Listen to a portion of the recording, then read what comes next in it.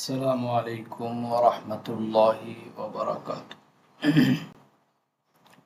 Market আজকে এই support এবং রেজিস্ট্যান্সকে ক্রস করে উপরে গিয়েছে।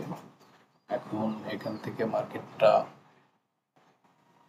এমন হওয়ার সম্ভাবনা আছে যে এখান থেকে একটু নিচে আসার পরে এইভাবে উপরের দিকে চলে যাবে।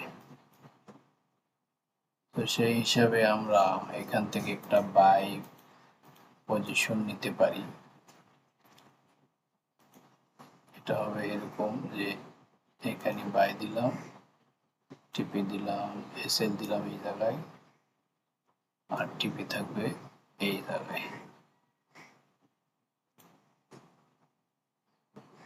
50, 4150, মোটামুটি 1:2। আমাদের এসএল আর একটু নিচে দেওয়া যায় এই জায়গাতে।